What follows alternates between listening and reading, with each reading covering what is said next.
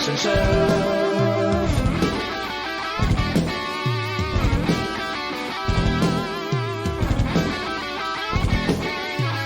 The Action Shelf.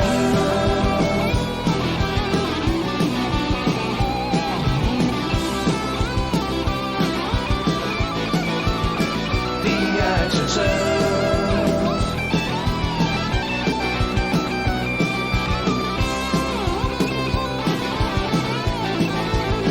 The Action Shelf.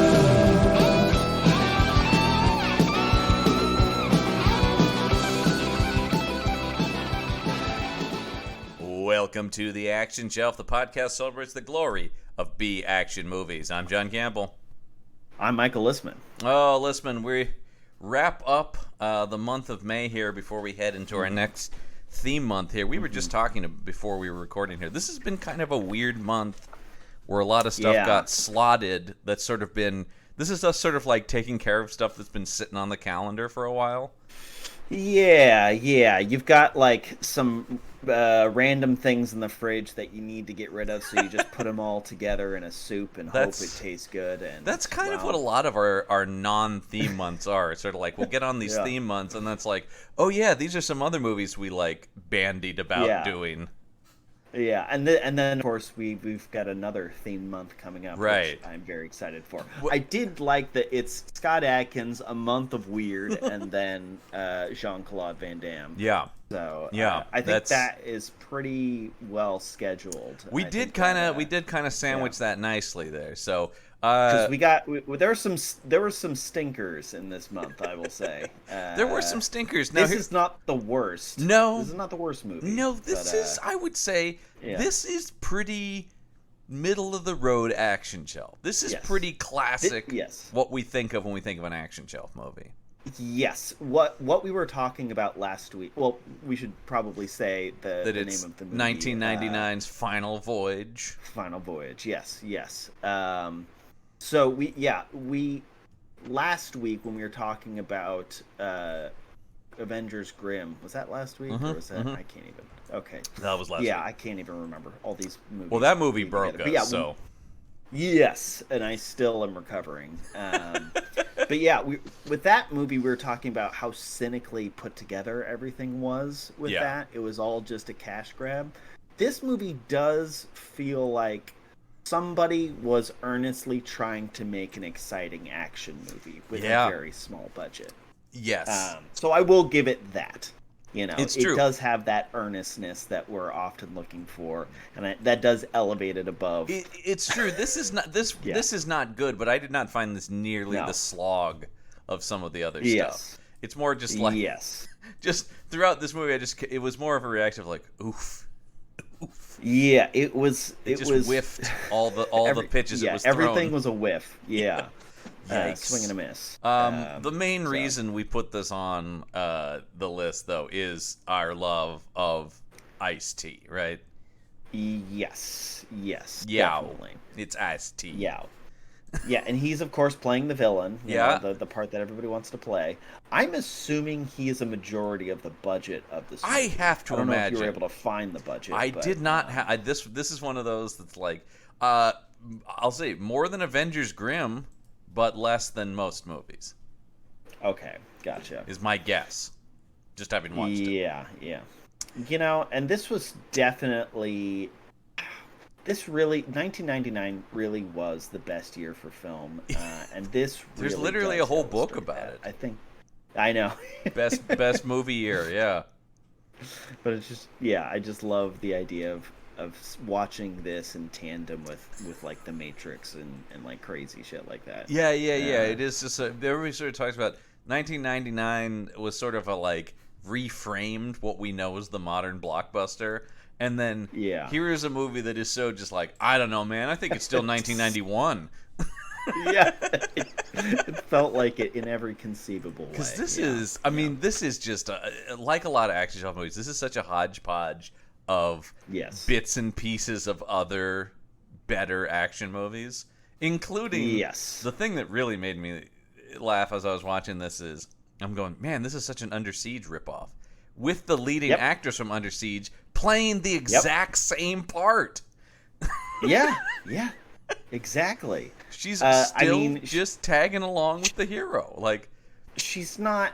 I guess she's not topless in this, so that's. We'll that's talk good about for her. that come user reviews. Some people saw that as a negative of this movie. Yeah, I bet. But yeah, she was in this. You know? Yeah, this is maybe our third Erica Laniak movie. We also saw her in Christmas Rush with Dean Cain. Christmas Rush. Oh yes, that was Die Hard in a Mall. Yes, we saw Die Hard Under Siege on a boat. Wait, it is just Under Siege. It's Under Siege. It's just Die Hard on a boat. That's the thing that's great is this movie is ripping off Under Siege, which already is just Die Hard on a boat.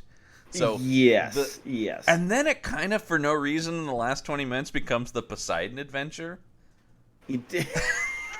That is true. It does. It does do that, which I really appreciate. I will say that's something that definitely kept me interested. It's like, oh, it's a disaster movie now. Oh, okay. Yeah. We'll just change genres. Just halfway through the film, all of a sudden the villains stop mattering, and the boat's sinking, and everything's fine. Literally, when you have the final shootout between our hero and Ice-T, I'm like, hey, what does any of this matter, man? The boat is literally sinking to the bottom of the ocean. Who cares? Why are you shooting at you all should just be trying to get off the boat. I don't understand. I am looking. I can't believe this is our first film directed by Jim Wynorski. Because this guy, he seems to be quite a fixture in this particular corner. Oh of the God, industry. yeah. He is sort of a one of the like kings of schlock. We've done some of his movies over on Meet the Monsters. Mm-hmm. But also you made the point about Erica Laniak not being topless in this. That's also unusual for a Jim Wynorski film because his movies are all, I mean, at a certain point, if you look at particularly his sort of last chunk of movies. Who could forget Shark Babes or Scared Topless? Yeah, there's Sexapede. probably some nudity in there, I think. Sexapede. Sexapede. the what I'm sure is a real artful masterpiece. Busty co-eds versus lusty cheerleaders. Yes. And what about Legend of the Naked Ghost? I also see he had a whole franchise of films entitled The Busty Cops. I see that. Yeah. Maybe we got to check that out. I think know. so. Yeah, who knows? Oh God, The Witches of Brestwick.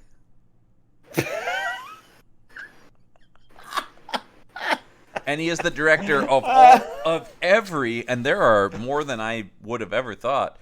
So many entries in the Bear Wench Project franchise. Okay. The Bear. I don't Wench know what Project. that is. The Blair Wench? Is that what you said? The Bear Wench. Oh Jesus. Okay. I like that your mind was like, no, I'm not willing to get that stupid and dirty. Yeah. And then in between, it never even popped in. Here's the thing that's so interesting about, and then in between, he makes stuff like this, or a lot of the Sci-Fi Channel Komodo versus Cobra kind of stuff. Yes.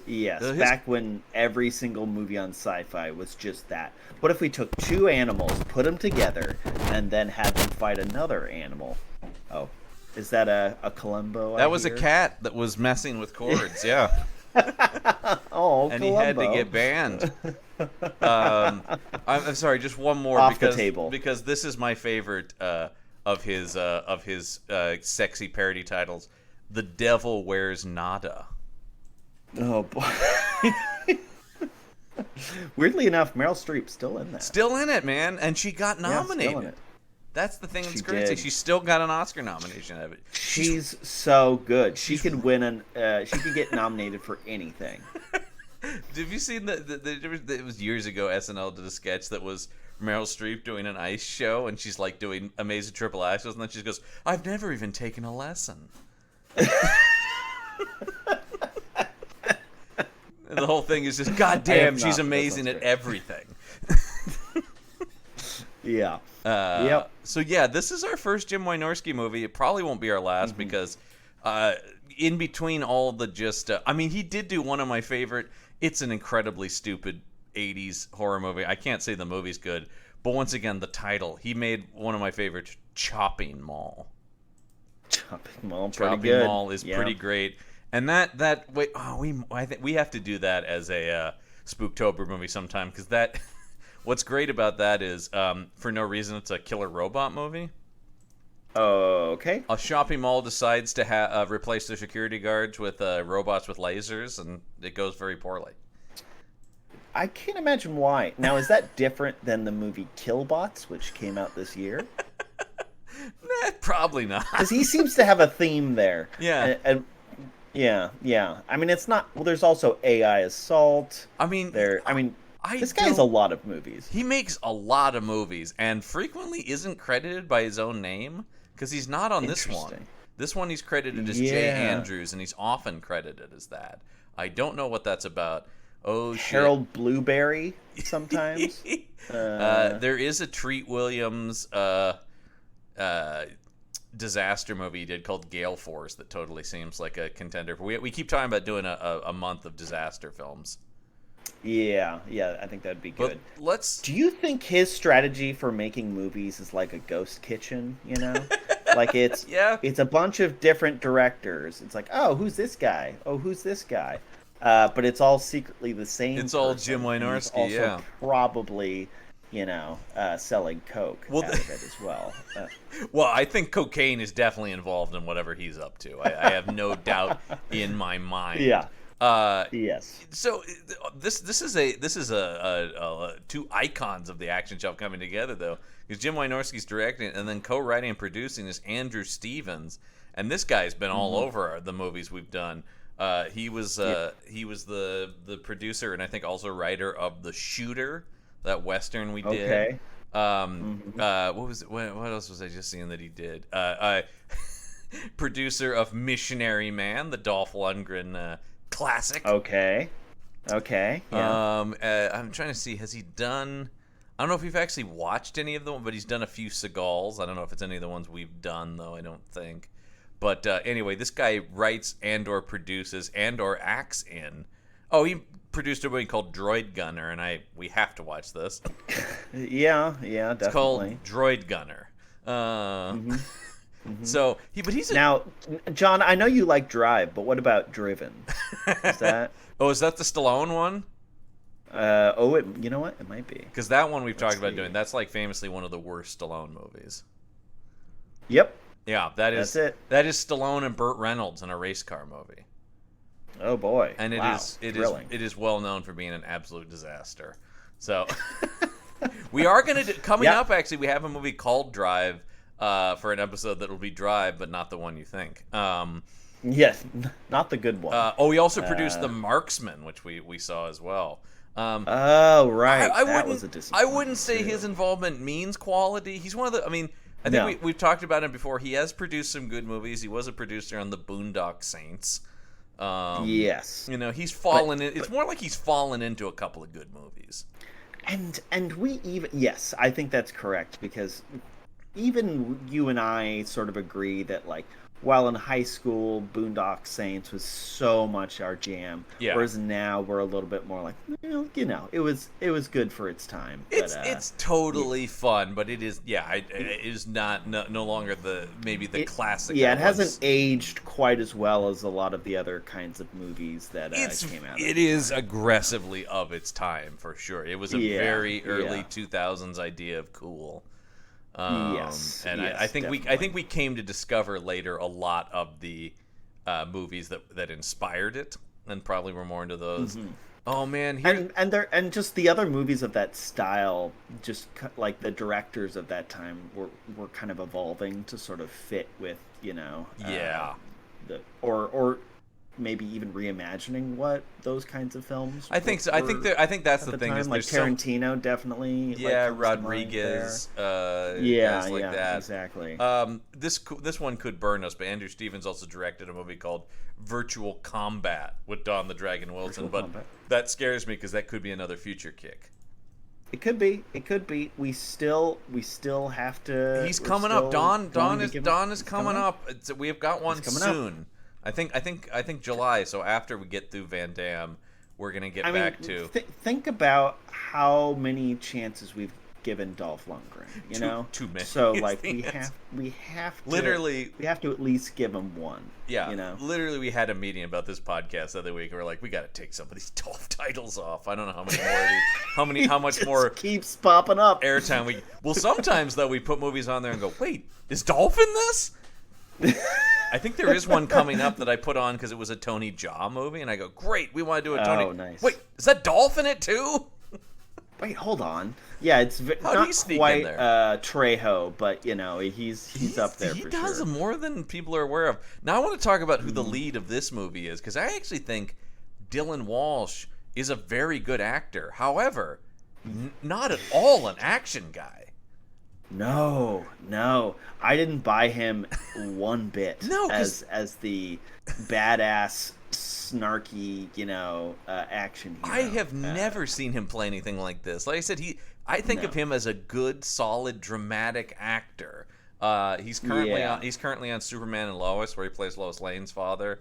He's a regular on there. A lot of people know him from the TV show Nip Tuck about the plastic surgeons, if anyone remembers that show. But if you look at his career, it's mostly in like drama roles, serious-minded stuff. I don't know why the hell he's in this thing, and it's so weird. No idea. It's one of those things where it's like he's just miscast. I don't know that he's just wrong for the part. He is a good actor. Yes, he is trying. Can you imagine, John, if I got cast in a lead action role? That's what it would be. It's a little like that. Or I was thinking like he's in the mold of like a Bradley Whitford. Could you imagine Brad Whitford kicking ass? No. Dylan Walsh does a lot of roles. I mean, Dylan Walsh plays a lot of lawyers, doctors. Even the only other big action movie I can think of he did was Congo. Do you remember that movie based on the Michael Crichton novel? After Jurassic Park, every single Michael Crichton novel got bought and turned into a movie. And Congo's the one about the trained apes. But even in that, he's like an ape specialist scientist. He's not a guy packing heat. I don't know what this decision was. Maybe just because he had some notoriety from doing TV shows, they put him in this. Yeah, they had to whoever they could get, I guess. Yeah, I don't know. It was just and he's not like a big guy, right? He seems like a pretty sort of narrow. They've got him listed at 5'10". He looks like your dad. He looks like somebody's dad, you know? Yeah, and the suits that they were putting on him were so bulky. I was wondering if that was just to hide how like thin and like lithe he is. You know what I mean?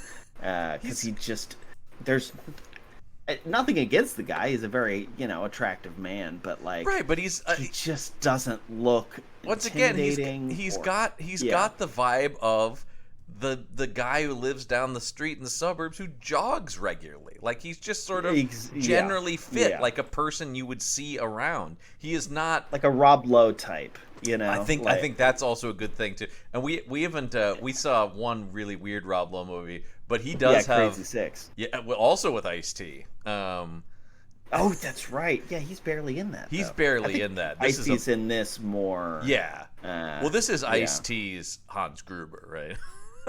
This is my Hans Gruber role. So what do we know about this character? He's a pirate, right? You talk about the character of the well-named Ice-T character, Yosef. Yes, that is who Ice-T seems like a guy named Yosef. I think so. Yeah, what do we know about him? Well, he appears to be a pirate of some sort, yes, as described. We know this, a modern-day pirate madman. Modern-day pirate madman. I will say, I was severely disappointed having already read that. I was so excited for this performance. And then you see it and you go like, he's kind of just Ice-T. But Ice-T, I don't think he's bad in this, but he knows to conserve his energy because this isn't a real movie, right?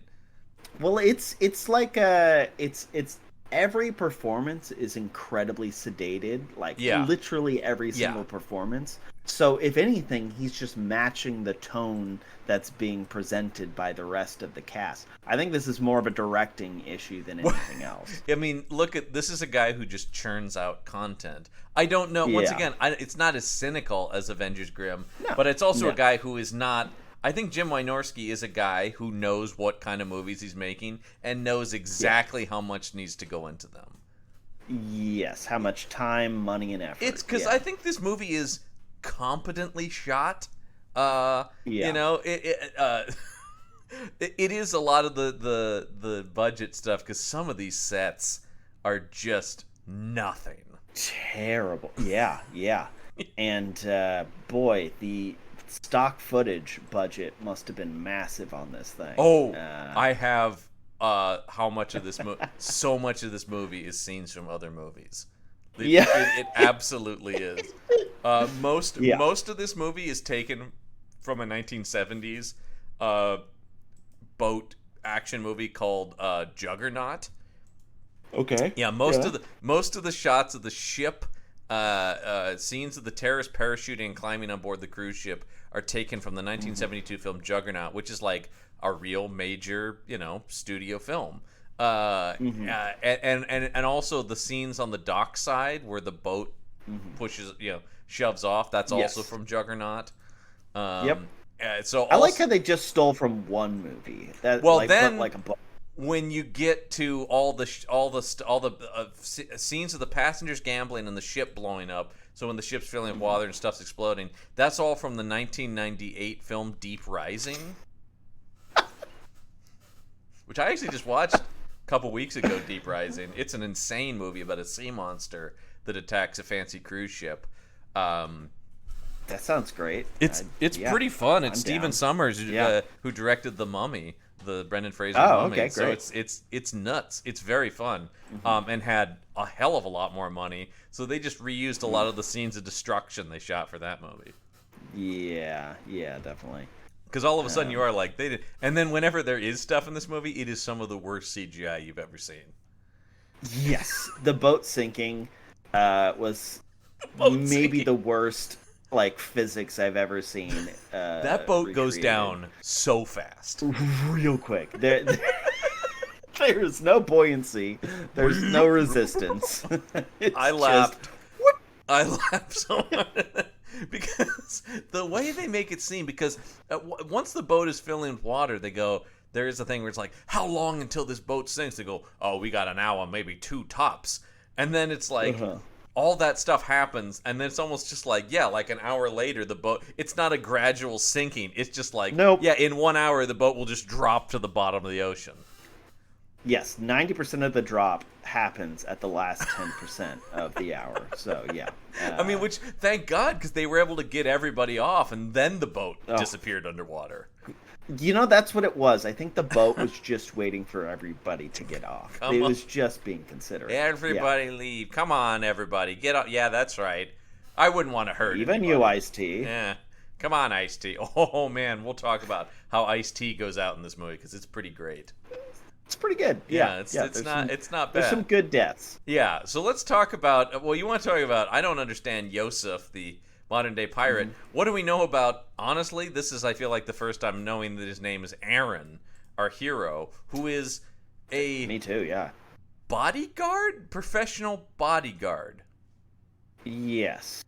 I think. And we just got to start with how we're introduced to him, because I think the best part of this movie might be this cold open.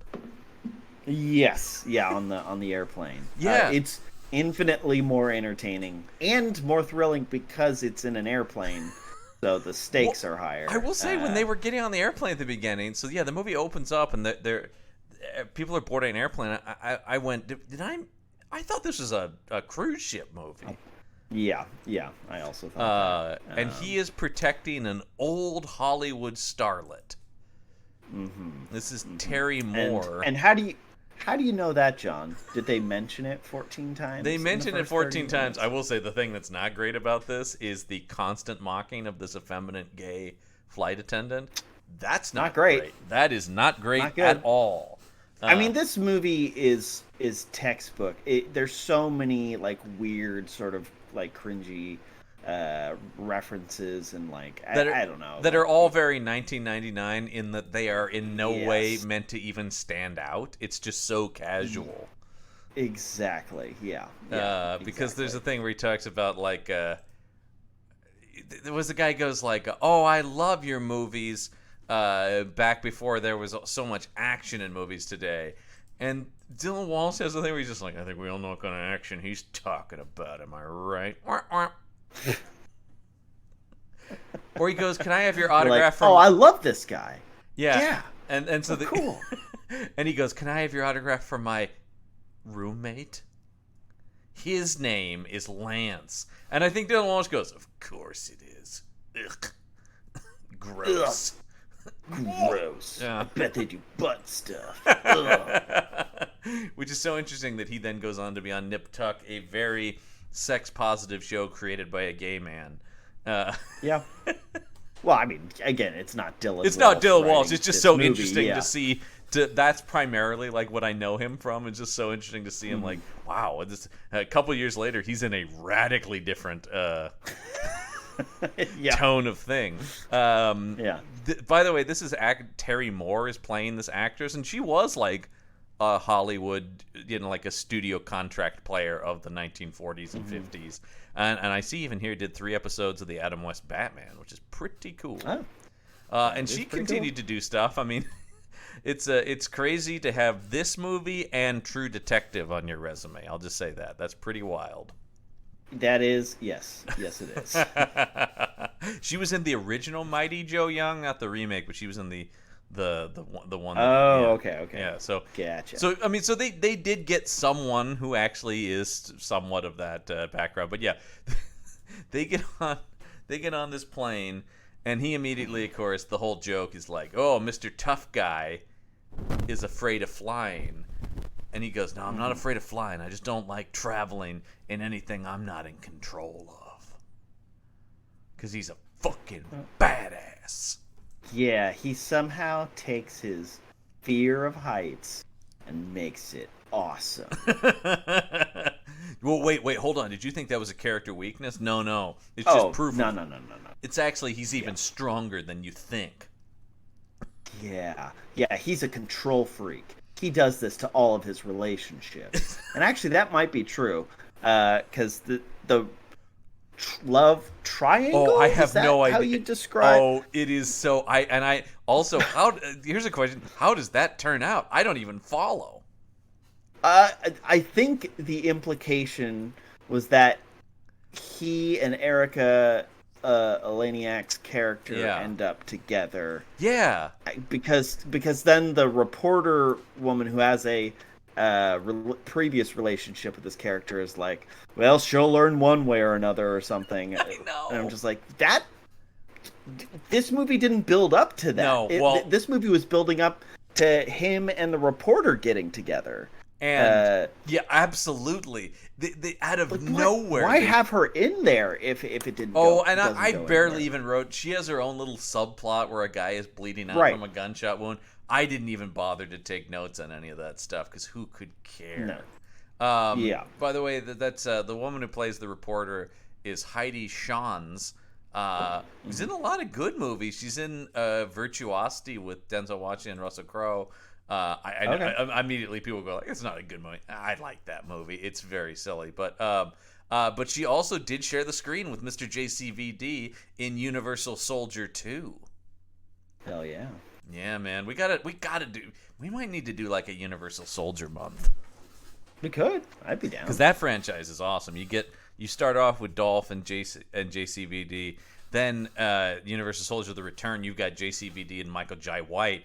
And it all eventually builds up to Universal Soldier: Day of Reckoning, JCVD, Scott Adkins. So, hell yeah, that is kind of maybe the ultimate action shelf franchise. Yeah, apparently. Yeah, that's got all of our people across those. But anyway, back to Final Voyage. So yes, they're on this plane. He's all worried about it, and then within like 5 minutes of taking off, guys just pull out gun. I know this is pre 9/11, but you still couldn't. Everyone's got a gun on this plane. Everyone has a gun, and they literally just walk into the cockpit. with no resistance No whatsoever. resistance. There's not even an air marshal on this plane. No, Like, because it's all crazy. up to Dylan Walsh to do what anyone would consider exactly the wrong thing to do, right? Which is to immediately... You mean fire a gun 37 times in a moving airplane? Is that what you mean, John? I mean, this is great. He's shooting it out with these terrorists. Bullets are literally whizzing over the heads of passengers in their seats. Yeah, the door gets knocked open and people start getting sucked out, including innocent people. That's, by the way, like, that's my favorite part, because he shoots this guy who then hits the door of the plane that opens so easily. just pops right open. Oh, you forgot to put the child lock on it. Oh no! God damn it. I think one of my first notes is, oh my god, he shot a man out of a plane.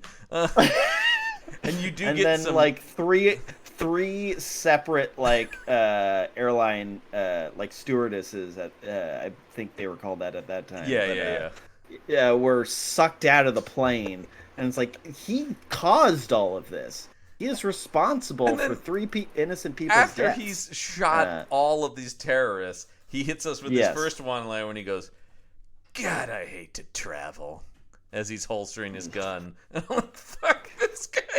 He's going at one of our new shelfies this year to keep in mind is the Steven Seagal Award for Shittiest Hero. He's definitely a distinct nominee. He's up there for sure. This guy's a huge piece of shit throughout this one. Because they are really, in the Die Hard way, they are really trying to write him as this like, come on, pal, sort of Bruce Willis-y. Yes.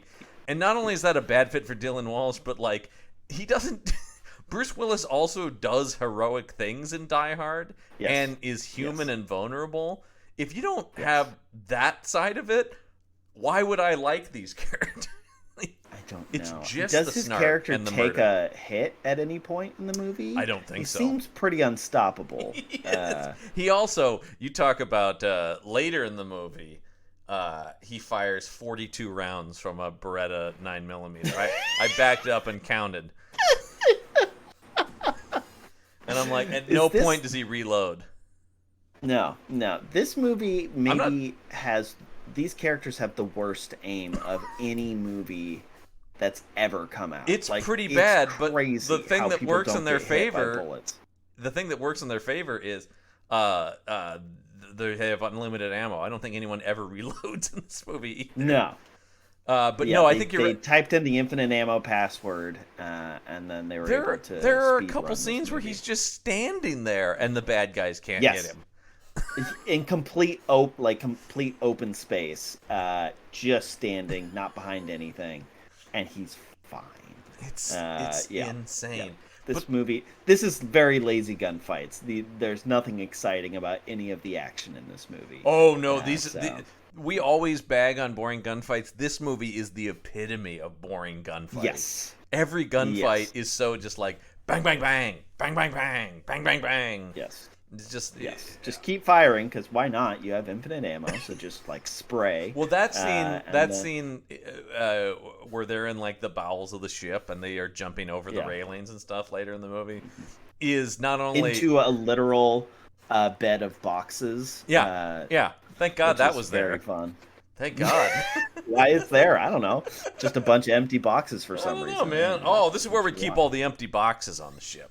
Oh, right, of course. When you're running a ship, you end up with a lot of boxes, right? Mm-hmm. Yes. Because, the beginning of the movie has nothing to do with anything. It's I shudder to say this, but I think they would say a James Bondian beginning of like, well, here was what he was just up to. We're catching the end of his previous gig. Where he confronts Blofeld. I mean, it is very much that. I was also thinking about the end of Goldfinger once people are getting sucked out of planes. But definitely. So so we have that, and then immediately we gotta have, boy, check this off your action shelf bingo, right? The scene of like, man, you put everyone in jeopardy. That was absolutely insane. Was it the old woman who was protecting is suing the company for emotional distress? Yes. And his attitude is just like, fuck her, man. It doesn't matter. I love the morality of these movies. It's so funny. Yeah, whatever. She couldn't take it. God damn it. Fucking Trump. Who hasn't been shot at like over 100 times in an airplane and seen people die in front of them? What a fucking amateur. That's kind of the thing that's so interesting about it, right? Is you talk about the Die Hard of it all is like, man, Yeah. that is the thing that they never get right about Die Hard is like insane things happen in that movie, but at every point people seem to react in a way that makes you believe it. Here you've got a guy just going, "Oh, who fucking cares, man?" He's literally performing like he's too cool for this movie. Yes. In every single scene, he is too cool. Yes. And so I like, once again, he's not in jail for those people that he's responsible for killing. No, instead they just go, of course, we're going to give you one more chance, says the bodyguard agency, but we're going to give you our toughest client. Everybody quits protecting this woman. Yes. And we will find out why. Ooh, yay. And she is, and this never really comes into play that much. She is the daughter of like the wealthiest man. Yes, and he's not in the movie, correct? That's what I'm saying. That's what. Yeah, no, he is not a character in this movie. So why does that matter? So just make her the wealthiest person in the world. Like, no one would believe it. I don't. A woman? A woman? I don't think so. I don't. No, I don't think so. No, Yeah, no. I found that. She has to be related to a rich man. That makes sense. How is? And the other thing is, or make her the richest person, or how is it not her father that owns the boat? That I thought was where this was going. Yeah, that would also make sense. It's just like that would make sense. Instead, I kept waiting for her father to play into the plot. Nope. Mm-hmm. Or like secretly, her father was gonna like working with Ice-T to rip off the rest of the rich people. I thought something like that. Well, I kept also waiting for any twist in this movie too. There's no twist. Yeah, you keep expecting it to happen, and it's just like, no, everything that you expect to happen will happen. This has got to be one of the dumbest. It's not one of the worst necessarily. It was one of the dumbest scripts we've seen on an action. Like, there's so many things when I'm like, why? How many times in this movie is there like, no, you can't kill me? The thing with the captain really got me. You need me, and Ice-T's just like, no, and kills him. And you're just like, why even include any of that then? I don't know. Or literally scenes where they don't kill somebody only for the next scene for them to kill that guy. And I'm like, why didn't they just kill him in the first scene with the guy then? I don't. Because there's the whole thing with the radar techs. Where she's like, I'll see you guys later. And then it's literally like the next scene. She's like, I told you I'd see you later. And shoots him. I'm going, yeah, but why? John, I don't know. There's no rhyme or reason. Do you think there's an element of like, because there's 3 writers, including Jim Wynorski. Yes. Do you think there's been a lot of drafts of this? Maybe like this is just like I would love that. A reasonable script got put into a blender, shredded up, and then this came out. By the way, I love that one of the writers is named James Morley the Third. The Third. Oh, yes. Oh, yes. I believe this should happen next in Final Voyage. He only wrote the lines for the rich people in the movie. Yes, I believe so. And he also only wrote 6 movies. One of them is a total feature action shelf movie called Intrepid. Just listen to this. This is a movie we need to do. When a tsunami created by a nuclear explosion capsizes a cruise ship, a special agent must help the surviving passengers reach the surface when it becomes apparent that there's a group of terrorists on board. So number one, a lot of the same elements as this movie, but he's like, no, we didn't go far enough in Final Voyage. Yeah. And this is another guy who has, in Intrepid, it says his name is James Everett Morley. So he's got other names as well. Pen names. I don't know. What is that? Why would you have different names? I don't understand. Is that it's got to be like a guild thing or something, right? Like, why else would you? Yeah, maybe. And then it's just been, this guy's whole career kind of fizzles out in like a couple years. Mm-hmm. Yeah, that makes sense. Nothing new there. And then Wynorski, and then the aforementioned Andrew Stevens, who did apparently uncredited rewrites on it, which is hilarious to think. It's like, we really brought him to do the final polish on it. Make sure it all. Yeah, he brought the jokes. These great jokes. So he gets assigned to that, and he meets this woman out in the desert, and he's so fucking cool when he rides up on his dirt bike. He rides up on his dirt bike, and they're out in the middle of the desert on like an airstrip, and he goes, "Oh, it's nice to meet you. You're my new client." She goes, "Actually, no, I'm just her assistant. That's your new client, and it's the woman flying the plane." Yes. Did you think that this character's inclusion was strange? Because she has nothing to do with anything. Yeah, she's only in this scene. Yep. So why make her a character other than establishing that multiple women want to have sex with the main character? But I think I've just answered my own question. I'm so glad you mentioned that, because I almost forgot this. After he gets off his motorcycle, he takes off his helmet, and it's ADR'd because it's so clear. She goes, That was my favorite. It's so unnecessary. She clearly didn't do any. She clearly was just a shot of her face on set, and then they add in a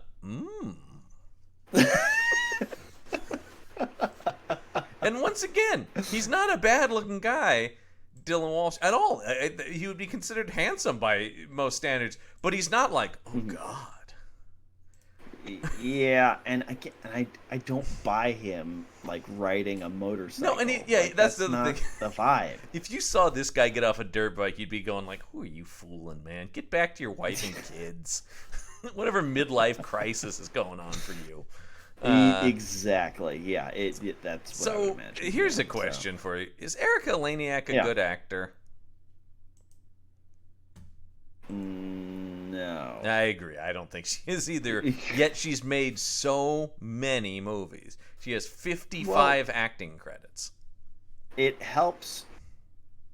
It helps you get into movies if you're very, very attractive, like classically. I think classically attractive. That is the thing where it's like, I will give you that, because I never found her very attractive personally, because it was so. She was a very late 80s, early 90s idea of a smoke show.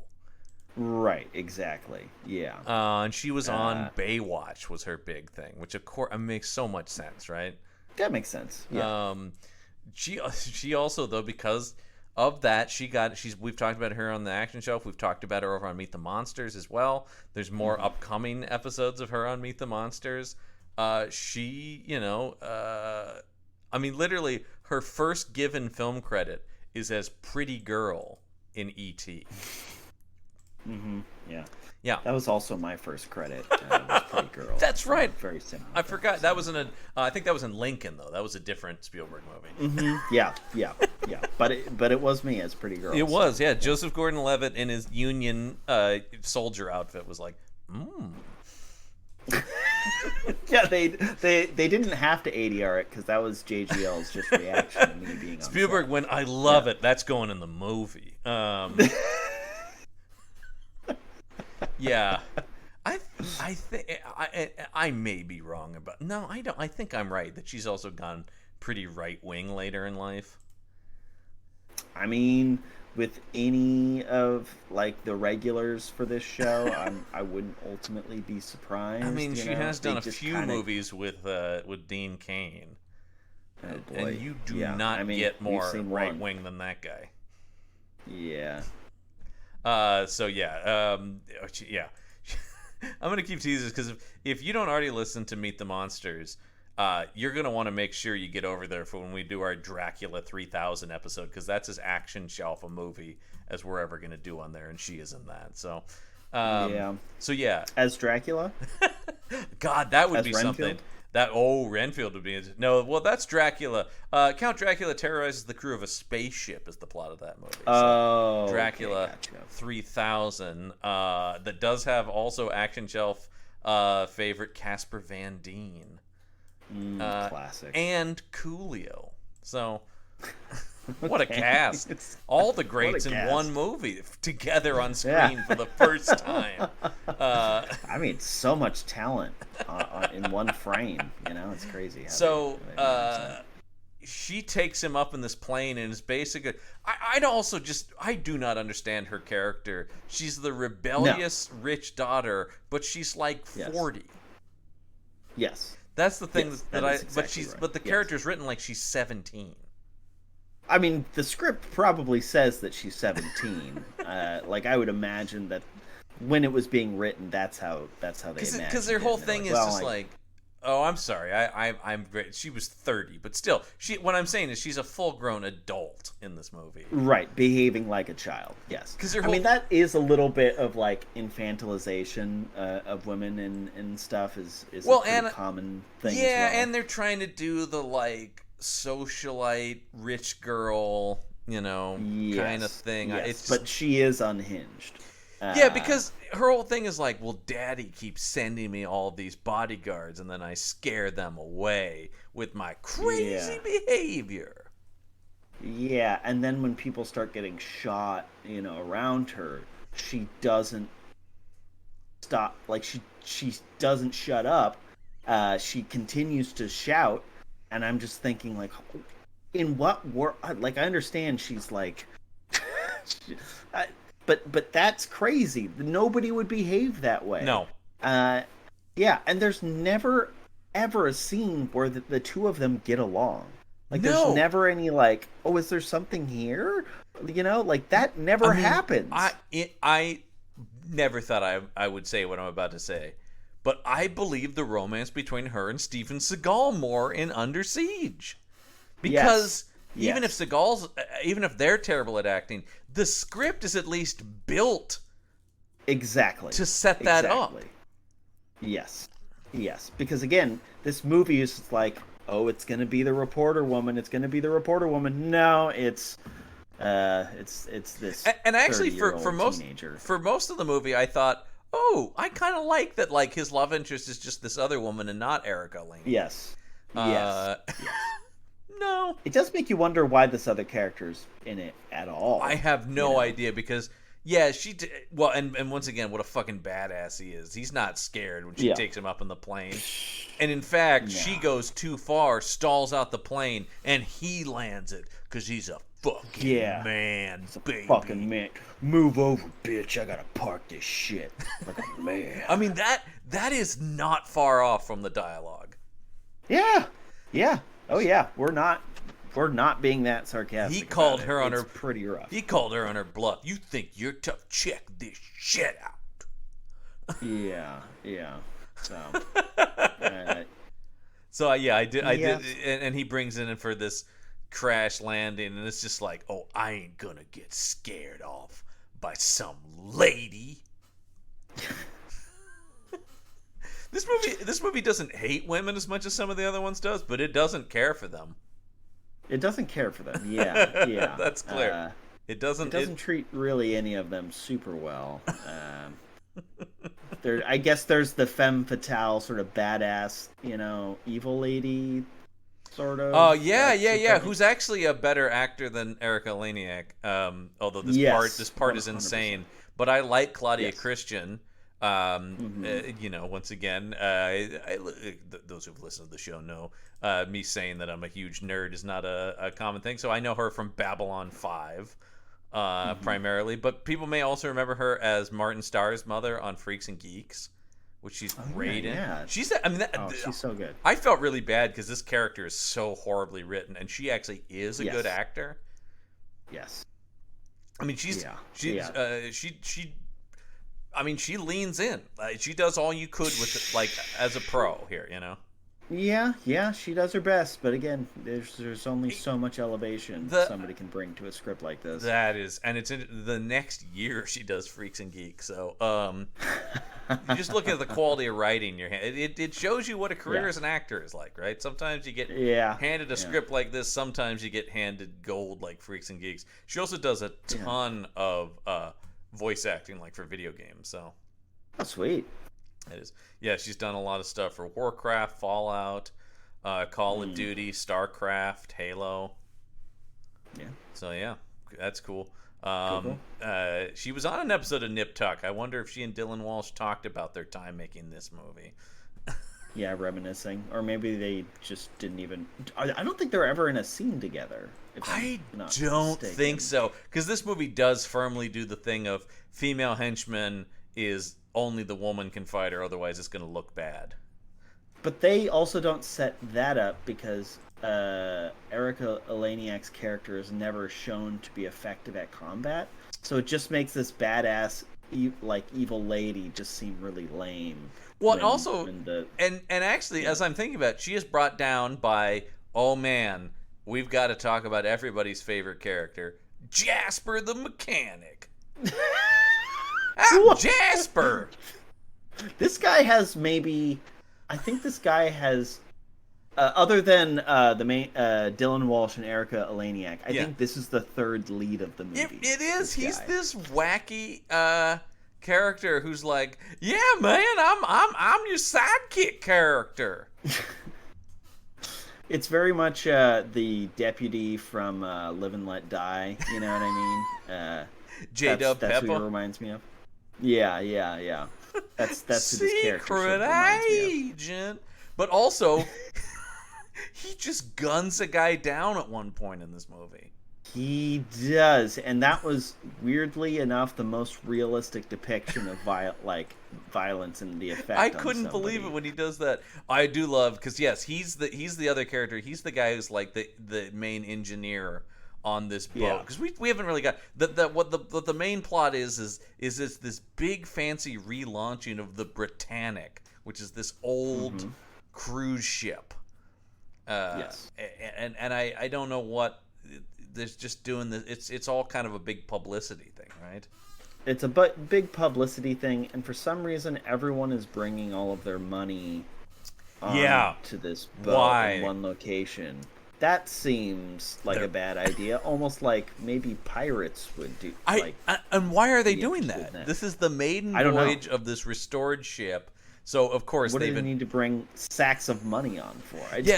Because it doesn't make any sense. Because when we see everybody checking out the boat, we establish that there's this super vault, and everybody's going, yes, all of my diamonds are in this case.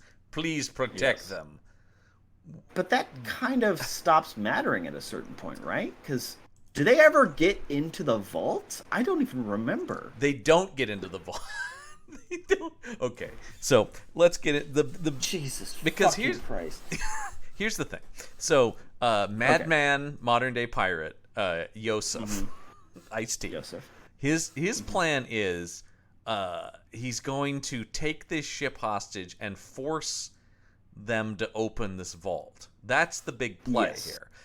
The thing about it is it's nowhere near as thought out as the plots in like a Die Hard or Under Siege, where there are like levels to the plan and you do this and there are misleads. It's just, I'm going to show up with guns and go open that fucking vault.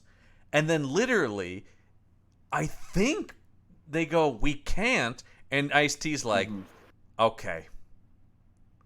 I mean, really, that is the thing, because there's the whole thing. Once he takes, and by the way, it takes way too long in this 95-minute movie to take the boat hostage.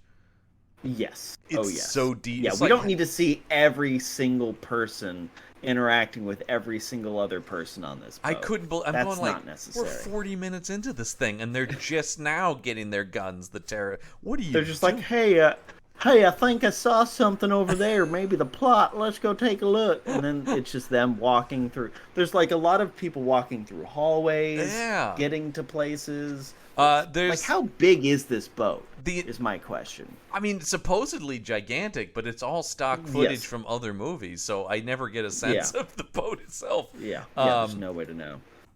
there's the entire subplot about the rich douchebag and whatever business he's doing that doesn't matter at all.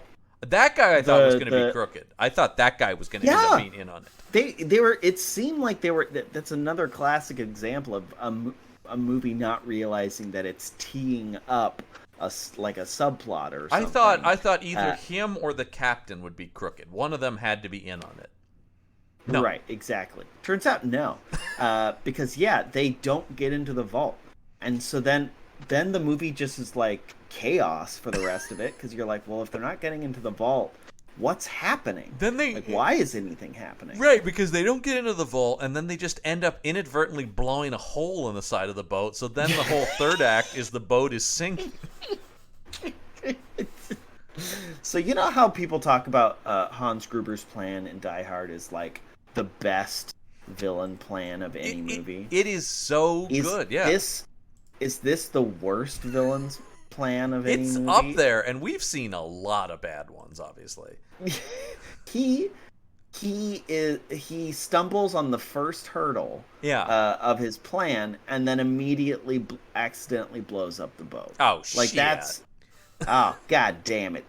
Why does this keep happening? I don't understand. Man. And here I was. I had this thing planned out to a T. An iced tea. I would love if he did shit like that. Well, like that's if there's like some sort of fun, That's the thing that would have made this movie better, even if it was just as stupid, is if it was also goofier. Yes. Instead, it tries to be funny in the worst ways these movies try to be funny. Yes, in like very, very offensive ways. Yes, or just stupid. Yeah, that's the thing. Because, so they take over the boat. I mean, once again, there's all these. There is a stupid scene once again where what does the rich douchebag guy have to do with anything? Because there's a whole scene where he's on the phone with his business partner and they're yelling at each other, and then he's like, "Hold on, I got to go bang this lady in a hot tub." What was that all about? She never played in anything. She was in that scene alone. Yeah, we never see her again. Even I can only assume he murdered her. They noticed the leak in the boat. I think that's her whole thing. That's the extent of the. There seems to be some kind of leak here, and he's like, and then, like I said, we never see her again, so I can only assume he murdered her. Right. Yeah. So he drowned her. Yeah, he drowned her in that hot tub. Actually, this movie, it does a lot of setting up things that doesn't happen. Did you think that when not the captain, but one of the people in charge was like talking with this other person, and somebody comes up, it's like, hey, there's an issue, and I can't deal with it, and it's so stiff and weird. You're like, so this guy is secretly a terror, one of the pirates, and he's leading this guy to his death. It's like, no, they just like, oh yeah, there's a leak here, even though the previous scene already established somebody finding the leak, aka the scene we were just talking about. There are two scenes that set up the leak, but then the leak doesn't have anything to do with anything, because the boat ends up sinking because they blow a hole in the side of it it wouldn't have mattered if there was a leak. Yeah, because there's a subplot of like, oh, they really rushed this boat out. They cut corners to get it out like in time for this event. But that didn't play. I'm gonna spoil this other movie, Deep Rising, that they pulled. But okay. Let me just talk about. This is a movie about a fucking sea monster. Okay. Yes. But it's a better movie than this. This guy builds this big luxury cruise, but he bankrupts himself doing it. So he went on the maiden voyage. He takes out the crew. He takes out all these rich people to rob them. He has hired. It's revealed he has hired pirates to rob them, so that they will rob the boat, destroy it, and then but his plan is everyone will survive, and then he can collect the insurance money. What he does not count on is that there's also a sea monster in the water. Which I love. But yeah, this sounds great. Oh, Deep Rising should have been a blast. It is, but it is also dumb, but it is so much fun. Like, it is so just silly. And that's the thing, this movie this movie is just dumb. It's not dumb fun, it's just dumb. It's just dumb. And so that's sort of the thing about it, is it's not it's not as like anger inducing as some of the movies, but it's just like there's just so many places where, how about a little thought? Yeah, just any amount of planning. Like, it does feel like the person who wrote this just started and didn't stop writing until they finished it, and then started filming. And yet, as you talk about, there's 3 different writers, so nobody thought. I mean, because that's the thing is like. With a lot of these movies, it's like, yeah, well, of course it doesn't cost anything, so a lot of it looks like shit. I expect that. Yes, I expect sure. that. But that doesn't mean your script has to be nonsense. Yeah. There's so many things that don't need to be here in this movie. Yeah, there's things that don't need to be. Or should be more of a big deal. Exactly. That's the thing, is the movie either has lots of extraneous stuff or things that it doesn't pay off on at all. And that's just, Yes. And that's the easiest thing to have in your movie, because it doesn't cost any money. I do want to talk about when Ice-T, a couple of Ice-T's one-liners, because sure, yeah. You've got when they and there is stuff. This is another thing where they just walk into they're going to take the boat, right? And so they walk into the galley, I guess you would say, on a ship. And he just goes, "Dinner's over," and then proceeds to mow down the kitchen staff. Why? I don't know. So he could have that one-liner. Dinner's over. But I do love his when he gets up on stage, because of course he interrupts this rich douchebag who owns the ship is giving this speech. Ice-T interrupts his performance and says, "I'm your MC. And we will be your terrorists for this evening," which I will say is my favorite line in the movie. It's a great movie. We will be your terrorists for the evening. But there's also the dumb radar technicians who were very distracted by Claudia Christian's boobs. Yes. Yeah. That's great. Because love to have that. Well, here's another thing. Okay, and this is where a lot of the footage from Juggernaut comes in. There's also this weird extraneous part of his plan that involves dropping men from a plane onto the boat. Yeah, that seemed weird. Why not just have it be another boat? I don't. And what comes? I guess it's because the footage from the movie is people dropping out of a plane. Yeah, so and then they use a lot of this footage because you get every second of these guys climbing up the side of the boat. God, it's so not intimidating to see somebody struggling to climb for like 20 seconds. They're really having trouble, and I don't think this is footage shot for Juggernaut, but I think they have just raw footage of. I think Juggernaut cuts around this more because you're really watching stuntmen from 1972 struggle. yeah, it's really not very cool. As a lot of people pointed out in the flaws of the movie, anytime it cuts to that footage, it's clearly footage shot on 70s cameras. Yeah, I mean that's kind of why it feels older than it actually is. Right, like then there's talking about like and there's also, I didn't catch this, but apparently there's a banner on the dock that says the year 1974 when the ship is taking off. Oh no. Yeah. So, that's the kind of movie we're dealing with. They just don't care. Yeah, no, I mean, let's look at who Final. Let's see. Oh no, not Final V. What was the production? Oh, okay. Yeah, the one that's got the Phoenician Entertainment. That had this very long, very bad logo at the start. I don't even remember that. Yeah, they've got this whole thing. I just want to see what other movies they've done. Oh man, it's nonstop. Oh, okay. I mean, Sonic Impact. Ice-T is back. This one looks like Ice-T now on a plane. Okay. Plane. All right. When a deranged criminal is caught, he is then being transported by plane along with some other criminals. Through a stroke of luck, he's able to subdue the federal agents assigned to bring him, free the other criminals, and take over the plane. That's right. This is Ice's plane. Yo, this is Ice's plane. And of course, that tagline is "Grab on for the ride of your life." I don't think that's true. Something tells me. And by the way, that also came out in 1999. Ice-T put out, I want to count this up.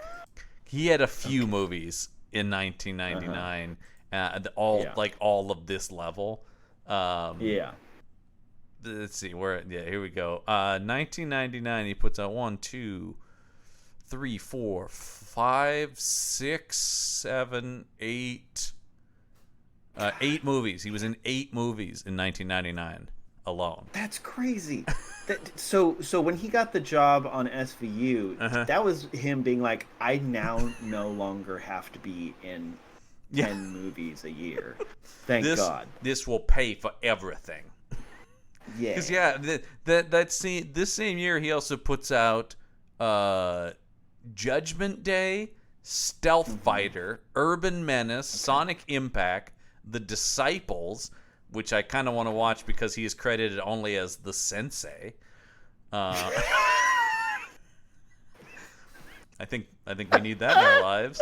I think that's yeah. And then Corrupt and Fresno Smooth. Okay. I gotta look up what this Disciples is. Martial arts experts protect a famous baseball pitcher turned defector from Cuban mercenaries trying to kidnap him. Oh yeah, that's an action shelf movie if I've ever heard one. Yeah. Good Lord. And a very young Eva Mendes is in that movie apparently. Oh shit. I mean, I guess she's Cuban, so that is not that I would actually expect these movies to care about something like that. But yeah, we're talking about maybe that's the sleepiness. Is maybe he just is tired because like this is the 5th set I've been on in a row.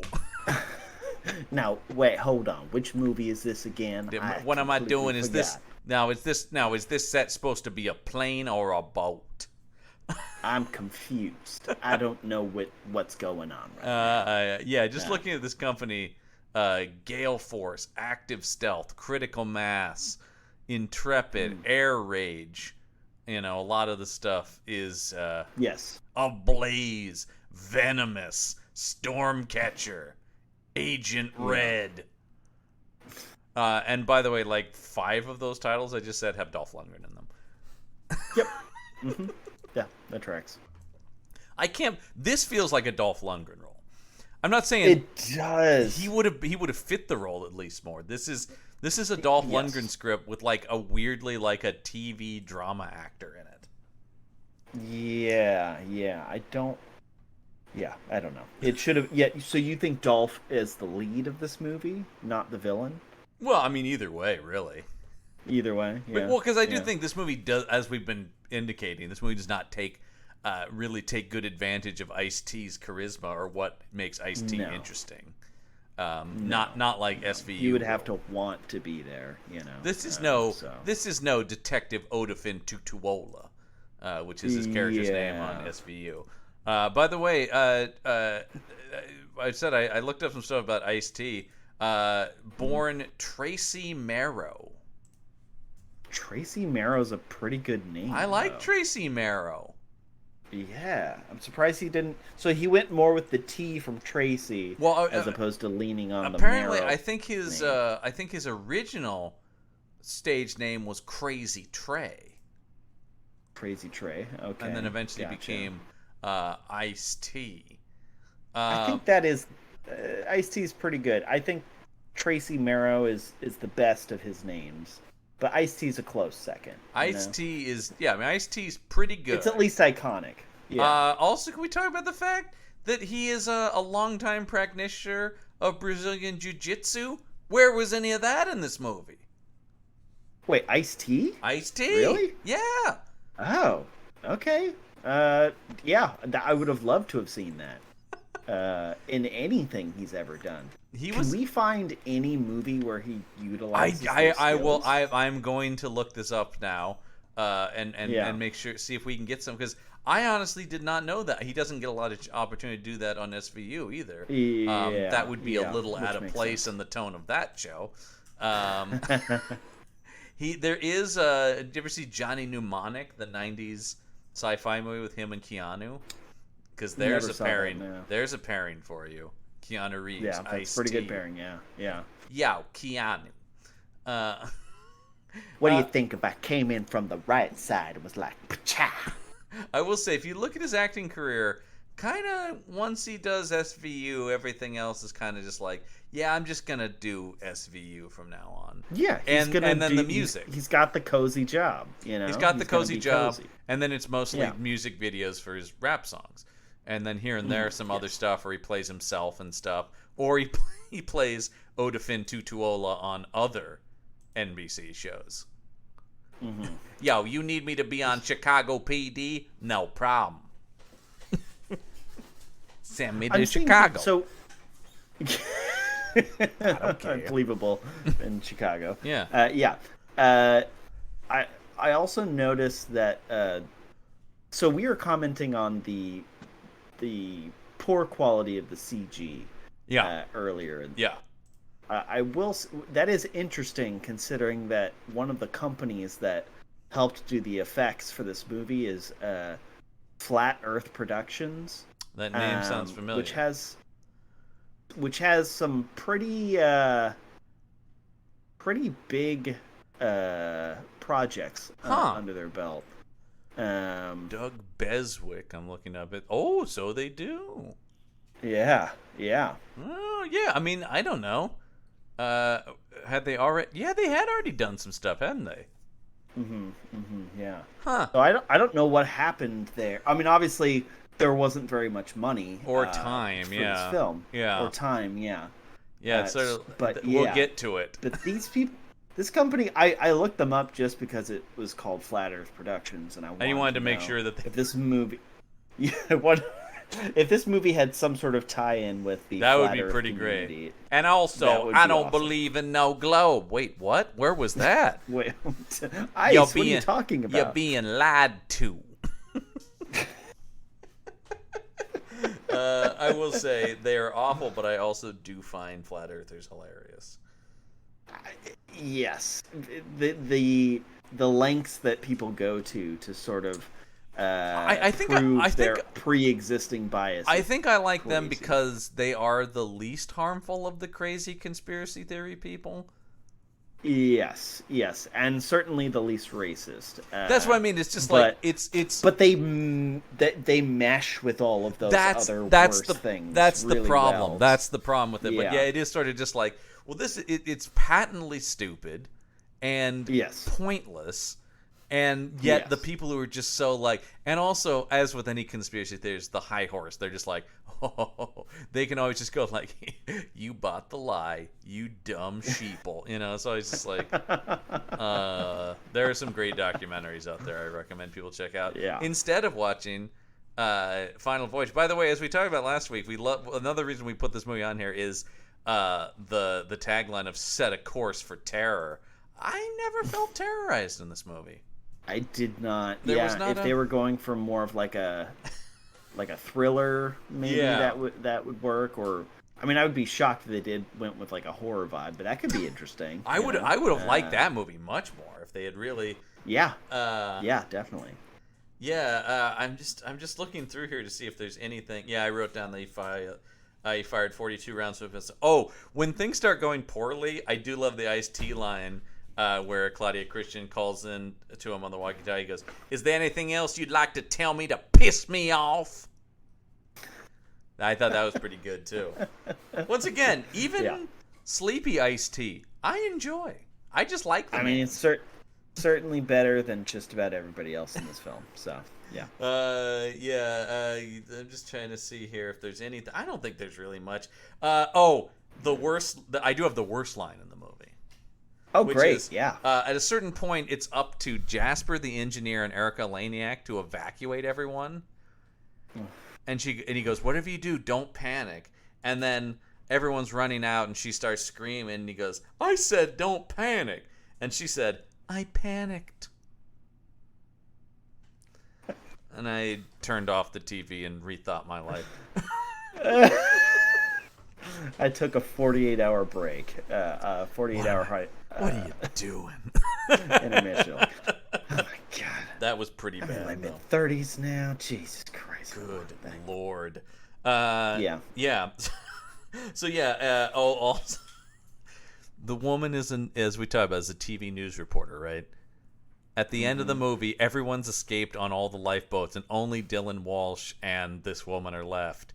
And so they have to jump overboard. But before they do, he turns to her and goes, "Ready for some air time?" Yeesh. Let's just talk about that final confrontation between. We haven't actually talked about how Ice-T does go out in this movie. Oh yeah, great. This is pretty great, and I think there's no doubt. Yeah. It's the kill of the movie, because it's really the only kind of interesting kill in the movie. Yeah. Other than the stewardesses getting sucked out of the airplane. That was also pretty great, because for no reason. Yeah. I don't think we also talk about, like, there's like terrible CGI of their bodies falling from the plane. Yep. Yeah. They really indicate. Why did they include that in there? I don't know. That's just that seems like a needless expense. But Dylan Walsh is shooting it out with Ice-T in the galley. Again, we're back to the galley because it's one of the sets we built, so got to use it. Yeah, we have 3, so. And I will say, this is the only time he finally runs out of ammo. Yes. Dylan Walsh has after 500 bullets fired in a single clip, he finally runs out. He finally runs out of ammo. It's crazy. Almost, because he also has an infinite ammo of axes to throw. Well, yeah, because then he picks up a meat cleaver, right? Oh yeah, it is a meat cleaver. Because it's in the galley. It's like a meat cleaver. Yeah. And he just throws it into Ice-T's head, and it's pretty great. It's pretty good. I did enjoy that. Did he give him a one-liner? He doesn't, and that's the thing. Because he also defeats the other guy in the galley by smacking him around with pans. I thought also there's nothing there. Yeah, that's like, those are just asking for a one-liner. Yeah, I don't know. There's such specific deaths. I don't know. Yeah, I don't have any off the top of my head. But come on, man, you're killing people with kitchen supplies, and you're not going to do some kind of food-related or cooking-related one-liner? Disappointed. So that then at the end of the movie, for no reason, even though it seemed the whole movie Dylan Walsh was trying to get back to the reporter woman, he and Erica Laniak are together. I guess, but it's fair. They don't like kiss or anything, right? No. Or maybe he's got his they're arm just around kind of her. like sit. Yeah, that's as much of a like them being in a relationship as they show. That's the most amount of chemistry they show. It's just him putting his arm around her awkwardly. Their bantery scenes are death in this movie. It's bad. It's anytime they are required to play any sort of like, because they are really trying to write this like bickering rom-com kind of thing with them, and foof. Yeah. That's my sole review for this. This whole movie is just kind of a oof of a film. It's just not very good. And it doesn't have the resources, but even on top of that, it's just not great. But it's also it's also a lot less or it's a lot more harmless than a lot of the other stuff we've watched. So I think watching Avengers Grimm the week before this really did make I will this say movie the rest look of this great. year for the Shelfies is gonna have to go a long way to beat Avengers Grimm for hardest to watch. I don't even know what would compete with it this year. I'm trying to think about like what I'm gonna look at what we've put down because we do keep track of this throughout the years for when we get to that. I mean, Crazy Six was pretty bad. Crazy Six was pretty bad. Yeah, I think those two are. Ooh, The Patriot with Seagal solving the virus outbreak. All right, you know what? Come to think of it, boring. Some were pretty bad. Far Cry was pretty bad. Far Cry was pretty bad, but it's got nothing on these other ones. That is true. Yeah. And The Courier's just boring. Which really, like I said, that movie's base level competence really pushes it up in my esteem. It's looking better and better. And that's kind of what this movie is too, is like you're like, this is bad, but it's kind of bad like all of these are, right? Like, I don't know. Yeah. Another one of these. So I think we both agree that really is the only standout kill of the movie, aside from the the people getting sucked out of the, because most people either just get shot or glocked upside the head, or one guy gets thrown off of a upper level platform, a lot of L's, and falls to his death because there weren't a bunch of boxes to save him. Yeah, unfortunately. Yeah. They got moved. Unfortunately for that guy. Oh man, we were just cleaning out those boxes. Yeah, so that's about it. John. Yes. This is so unnecessary. But what about this for a one-liner? Okay, yeah. He throws the butcher knife into Ice-T's head. Yeah. And he's like, looks like somebody's got a splitting headache. There you go. Yeah. How about some aspirin for that headache? Yeah, something like this. Something in there. Yeah. Yeah. Just anything. It doesn't even have to be good. Just the fact that they didn't do anything. That's the thing that's a real bummer about it. It just, I wish, man. I just wish it was better. So, here are the one-liners, because there are a few. We talked about some, but we didn't talk about all of these. So, yes, at the beginning of the movie, after he shoots all these terrorists and kills a few innocent people, he does say, he says, God, I hate to travel. And that's also the last line of the movie, we should say. When they're pulling away from the boat as they watch it sink very rapidly, he goes, God, I hate to travel. And I can only assume that in the sequel, that would have been continuing to be his catchphrase. They remembered one thing in this film. They remembered one fact about this character. Yeah. And it's the only thing that is repeated. Yeah. Okay, so when one of the crew members helps show Claudia Christian where the magnetic timing lock for the vault is, so they can blow it. Yeah. This doesn't open the vault. It just turns off the magnetic timer. They still can't open it. Yes. And they go, oh, all right, we've done it. And the guy goes, what happens to me? And then she puts a gun to his head and says, gas, and shoots him. Okay. They bust into the galley. Ice-T says, dinner's over, and then shoots everybody. Yes, while he's at the mic, he says, we will be your terrorists for the evening. This is going to leave a very stupid, but I wrote it down because it's stupid. When that guy gets thrown off of whatever the platform he's on and he falls to his death, for no reason, Jasper, the engineer, goes, that's going to leave a mark. Does he mean on the boat, by the way? Yeah, I think so, because he was just freaking out about somebody dying in the earlier in this scene. We didn't talk about that. He's immediately zinging when he finds that other. I'm so glad you mentioned that, because I did write this down. I certainly wanted to talk about this. When he finds the other engineer, he's like, Larry, what's wrong? He's shot full of holes. He's got multiple bullet wounds that are pouring blood out of his stomach. He's like, hey, man, what's wrong? I don't think he's going to make it. You just hold on, Larry. Don't you die on me. Guy's literally lying in a pool of his own blood. What happened? His skull is caved in from there's bullet fragments tearing up his face. But there is as aforementioned, the Ice-T line to his henchman. Is there anything else you'd like to tell me to piss me off? Not bad. Not good. When the boat starts filling with water, another dumb Jasper line. I thought this El Nino was supposed to make this water warm.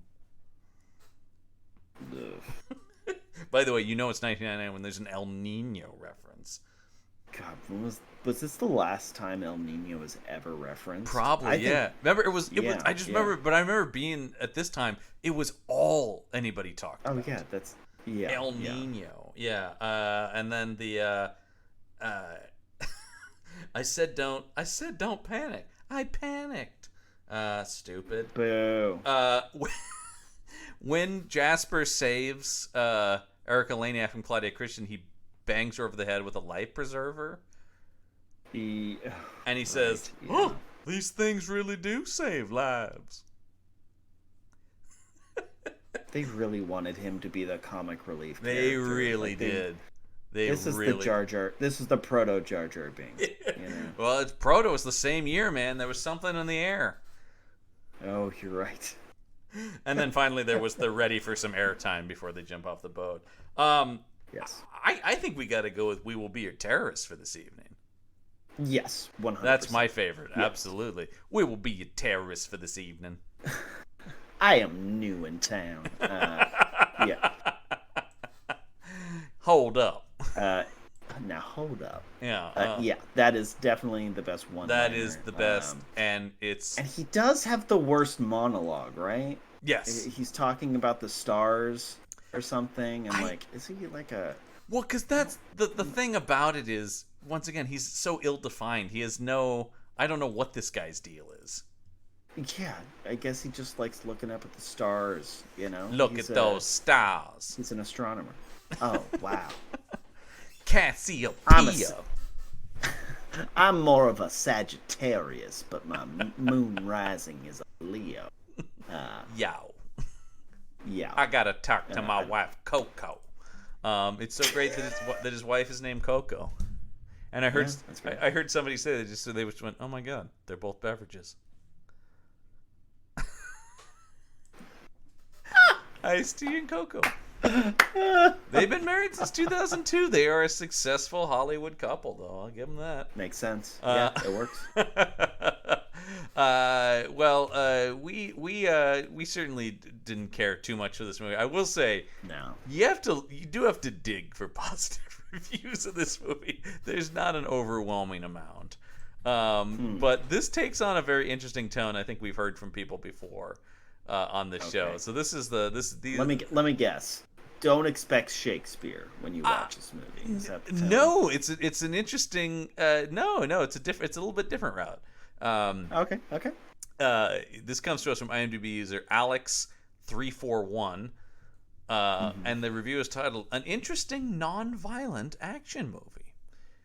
This movie was quite a change. Good cast, not so surprising yet nice watching. Plot: cute male star Dylan Walsh and a pleasant Erica Laniak performance. Not so violent as other action movies was another reason I liked it. So I would advise you to take a look at it. It is certainly worth it. I noticed it has a low voting number, which enhances my thoughts on the fact that where violence is less, it shows little interest, or they want to show that. Change that. 8 out of 10 stars. Yeah, so this is a real, I'm Change so glad. the world. Yeah, that's right. Yeah. Okay, so normally we check in with our friend Bruce over on Amazon, but I will say, and this is going to break some hearts. Amazon has changed how their review profiles are laid out, so I can't dig through the entire archive of Bruce's reviews, which means if Bruce didn't review the movie we're talking about, I don't have other Bruce things to pull.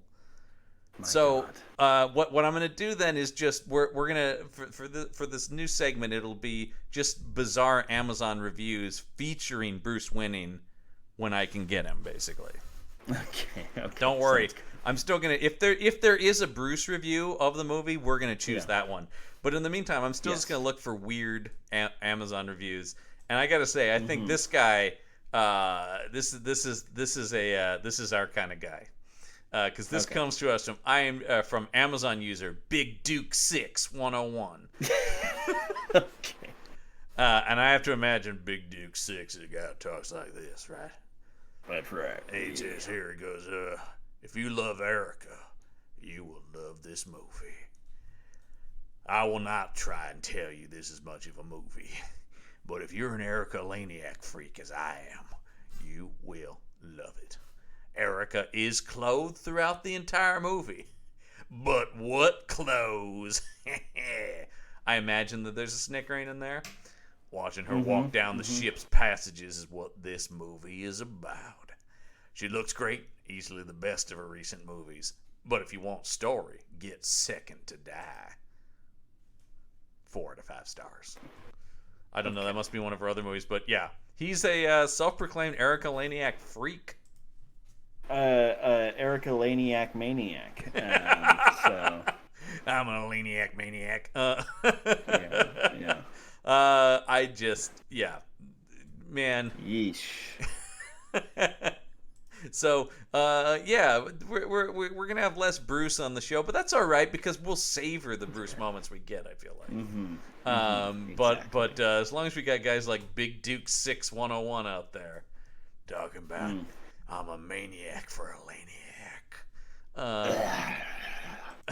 Watching her walk through the ship. That's the movie. That is most of the movie. You are correct. Yeah, and there is some comment she makes about where he tells her to hurry up. She's like, "Do you want to trade shoes? Because I have high heels for reasons." Just ditch the shoes at a certain point, lady. Yeah, that's fine. Well, we never did get any more adventures of Dylan Walsh as Aaron, no last name. But what say we come up with what his next crazy assignment might have been using our handy dandy action movie title generator. So here, Dylan Walsh will be back in Searching in the Forest. Okay. Searching in the Forest. Yeah. He's still a bodyguard. Yes. But he loses track of his whoever his current, because I'm assuming he did eventually, him and Erica Laniak eventually did split ways. Because their relationship is built on nothing. Yeah. yeah. Like so a lot of action. It is the next. Yeah, like I was gonna say, like a lot of parents. Movie. It's the next client. Mm-hmm. It could be another woman. It might not be. I don't know. I say we bring back the reporter character. There you go. Because actually give them a relationship. Because they had some semblance of chemistry, at least.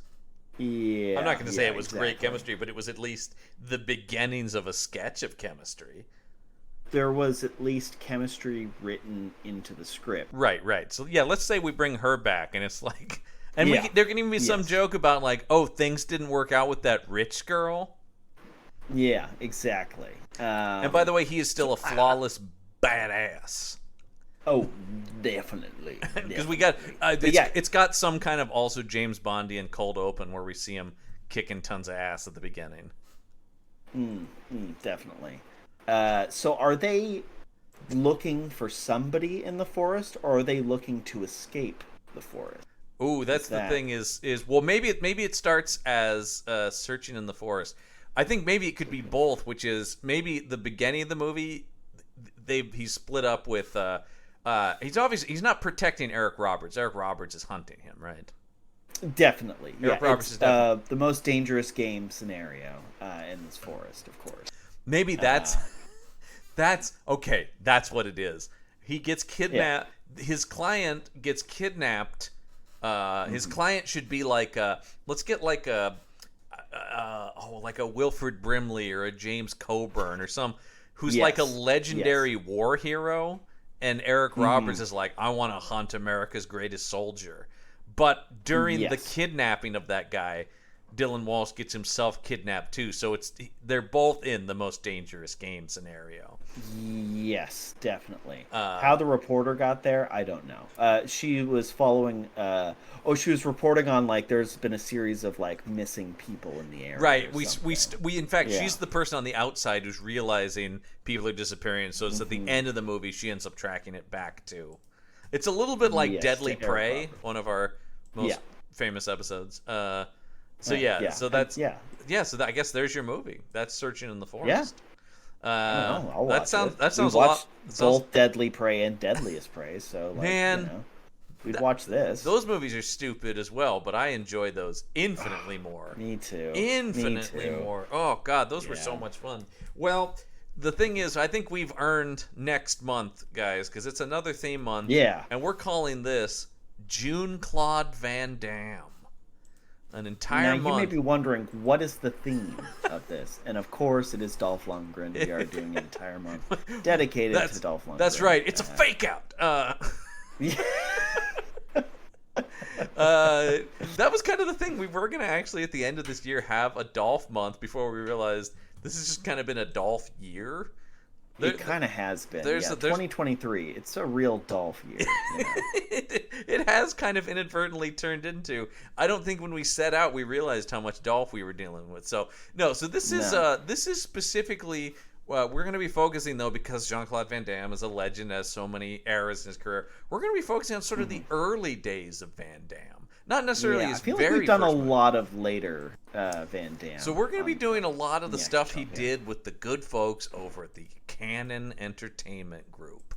These won't all be Cannon movies, but several of them will be, including the first movie that's going to kick off the month, which is Kickboxer.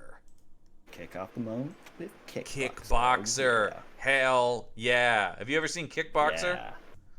I have not, no. It's been a long time. A lot of the fighting ones kind of bleed together for me because there's 7 movies about Van Damme entering fighting tournaments, and we're going to get a couple in this month because you can't avoid them. Yeah.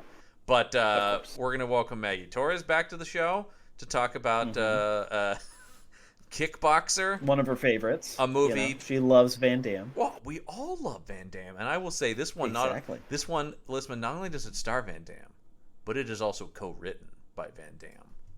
Oh. 1989, and we're talking 1989. We're talking prime Van Damme here.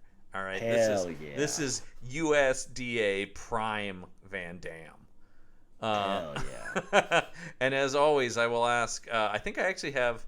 I have 2 taglines for this. Would you like to hear the taglines for Kickboxer? Okay. Hell yeah, let's do it. So the first one is an ancient sport becomes a deadly game. Pretty good. But I really like this one. If your enemy refuses to be humbled, ... destroy him. Now that's a movie I want to see. Yeah, man. Hell yeah. From the Cannon Entertainment Group, it's Kickboxer. Oh, man, it's 80s. Yeah. I mean, I don't want to overhype this movie because I said I don't specifically remember it offhand, but it's 80s Van Damme and Cannon, and it's a fighting tournament movie.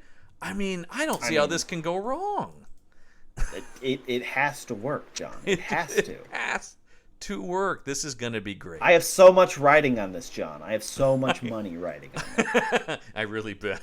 What a weird bet. I put a lot of money on whether or not the movie Kickboxer is good.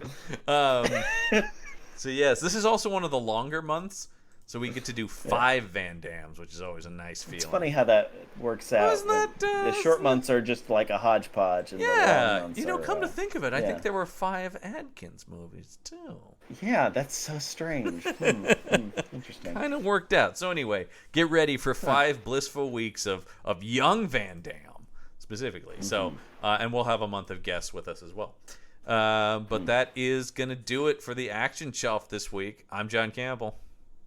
I'm Michael Listman. Till next week, get yourself some action. The Action Shelf.